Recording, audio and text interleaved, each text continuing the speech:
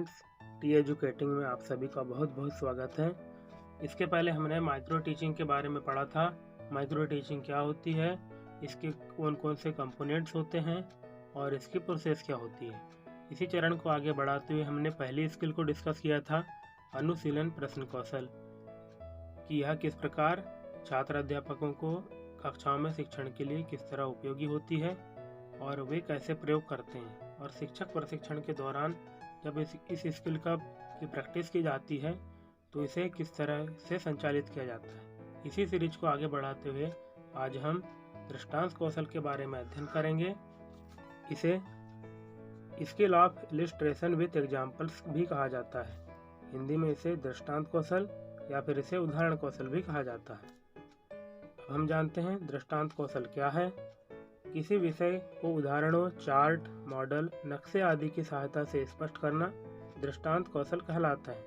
जब व्याख्यान के द्वारा पाठ्य वस्तु पूर्णतः स्पष्ट नहीं होती तब शिक्षक उदाहरण देकर उसे समझाने का प्रयास करता है। दृष्टांत का प्रयोग प्रत्येक विषय के शिक्षण में किया जाता है और इनकी सहायता से अमूर्त नियमों की व्याख्या भी सरलता से की जाती है। क्या होता है, जब हम बच्चों को कक्षा में शिक्षण करते हैं तो हमारे द्वारा व्याख्यान कौशल का प्रयोग करके हम उन्हें पाठ की अवधारणा समझाते हैं, लेकिन कभी कभी क्या होता है, बच्चा उस अवधारणा को समझने में असफल रहता है। इसलिए हम उसे विभिन्न प्रकार के उदाहरण देते हैं ताकि वह सरलता से उस उदाहरण को समझ करके कॉन्सेप्ट को अच्छे से समझ जाए।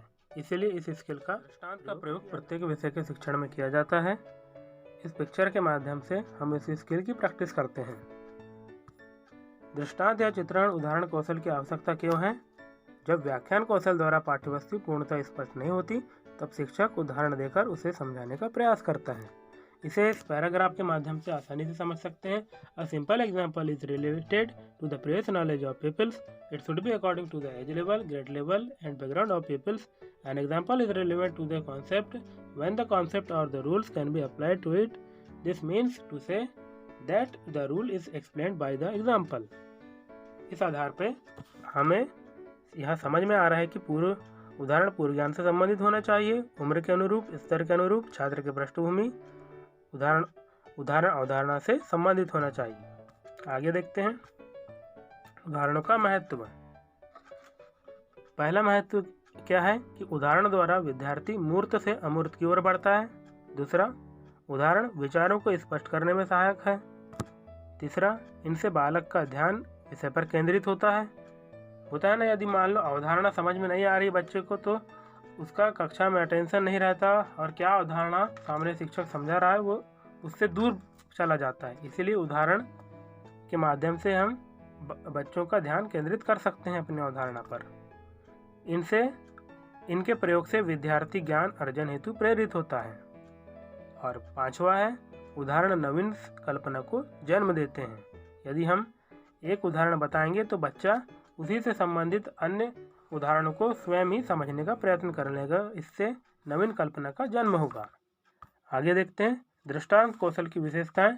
इसी के अंतर्गत हम सावधानियां के रूप में भी इसे समझ सकते हैं। पहला, उदाहरण आसान और समझ आने वाला होना चाहिए। दूसरा, इसे सही और सटीक होना चाहिए। तीसरा, इसे सही से नियंत्रित और प्रदर्शित किया जाना चाहिए। चौथा, इसके प्रयोग हेतु शिक्षक को पूर्व तैयारी कर लेनी चाहिए। क्या होता है, यदि हम पूर्व तैयारी करके नहीं जाएंगे तो हमें हो सकता है कि उस वक्त वह उदाहरण याद ना आ रहा हो, इससे हम कॉन्सेप्ट को अच्छे से क्लियर नहीं कर पाएंगे। इसलिए पूर्व तैयारी आवश्यक है और इसे अपने लेसन प्लान में जरूर इंक्लूड करना चाहिए। पाँचवा, यह बहुत अधिक लंबा और बहुत सारे नहीं होना चाहिए। छठवां, यह रोचक होना चाहिए। सातवां, पढ़ाई जा रही अवधारणा से ही संबंधित होना चाहिए। ऐसा ना हो कि यदि हम फिजिक्स का कोई टॉपिक जैसे साउंड ले रहे हों और हम बायोलॉजी के नर्वस सिस्टम का उदाहरण दे रहे हैं तो इससे यह रिलेवेंट तरीके से नहीं बैठेगा। इसीलिए हमें यह ध्यान रखना चाहिए कि अवधारणा कॉन्सेप्ट से ही संबंधित होनी चाहिए। छात्र को विचलित तथा पथभ्रष्ट करने वाली नहीं होना चाहिए। उसके कॉन्सेप्ट पर ध्यान केंद्रित हो, ऐसे उदाहरण का प्रयोग हमें करना चाहिए। आगे इस पिक्चर को जरूर याद रखें। इस स्किल का जो प्रैक्टिस है छात्र अध्यापक इसी के अनुरूप करते हैं। आगे हम दृष्टांत कौशल के अवयव, इसके कंपोनेंट्स के बारे में जान लेते हैं। तो पहला है प्रासंगिक उदाहरण तैयार करना, दूसरा सरल उदाहरण तैयार करना, तीसरा रुचिकर उदाहरण तैयार करना, चौथा उपयुक्त साधन माध्यम मीडिया का उपयोग करना। कैसे? मौखिक रूप में या अमौखिक रूप में। हम हो सकता है ना कि अमौखिक रूप में हम किसी TLM का यूज कर सकते हैं या कोई रनिंग मॉडल के जरिए हम बच्चों को अवधारणा समझा सकते हैं। तो इस तरह से हम इसका प्रयोग कर सकते हैं। पांचवा, आगमनात्मक तथा निगमनात्मक दृष्टिकोण रखना चाहिए। क्या होता है, हम किसी अवधारणा को उदाहरण से भी शुरुआत कर सकते हैं या फिर हम किसी नियम को बता करके फिर उदाहरण के माध्यम से उस कॉन्सेप्ट को अच्छे से क्लियर कर सकते हैं। तो ऐसा निगमनात्मक दृष्टिकोण भी शिक्षक के अंदर होना चाहिए जब इस स्किल का प्रयोग कर रहे हैं। आगे दृष्टांत कौशल के घटकों के बारे में हमने पढ़ा। अब इनके मुख्य तत्व जो जिन्हें उनके और अच्छे से हम वर्णन करके समझ सकते हैं। तो पहला है सार्थक उदाहरणों का निर्माण। कैसे करेंगे? विषय वस्तु से संबंधित ऐसे उदाहरण जो छात्रों की आयु, ज्ञान एवं अनुभव से मेल खाते हों, ताकि उनको समझने में कठिनाई ना उत्पन्न हो। अर्थात छात्रों के सामने ऐसे उदाहरण प्रस्तुत किए जाने चाहिए जो वे सरलतापूर्वक आसानी से समझ सकें। दूसरा, सरल उदाहरणों का निर्माण होना चाहिए। प्रयोग किए जाने वाले उदाहरण का स्वरूप सरल होना चाहिए जिससे प्रत्येक स्तर के बालक आसानी से समझ सकें। तीसरा, रोचक उदाहरणों का निर्माण करना चाहिए। ऐसे उदाहरण जो छात्रों की जिज्ञासा और रुचि को जागृत करें और जिनमें मनोरंजन भी हो, ताकि व्याख्यान अधिक सफल हो सके। अगला है उचित माध्यमों का प्रयोग।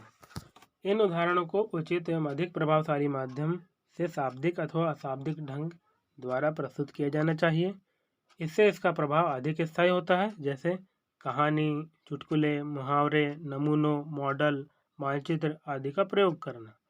तो इन माध्यमों का प्रयोग करके हम दृष्टांत कौशल के जरिए एक प्रभावशाली शिक्षण अपना बना सकते हैं और छात्र अध्यापकों को इस पिक्चर में दिखाए गए साइकिल के अनुसार ही इसकी प्रैक्टिस कराई जानी चाहिए और कराई जाती रही है। अतः यह स्किल अध्यापक को बहुत मददगार साबित होती है कक्षा में किसी अवधारणा को समझाने के लिए, इसलिए इसका प्रयोग अवश्य किया जाना चाहिए। आई होप कि आज की स्किल आपको पसंद आई होगी। आगे जारी रखने के लिए ऐसे ही अपना सपोर्ट देते रहें। धन्यवाद।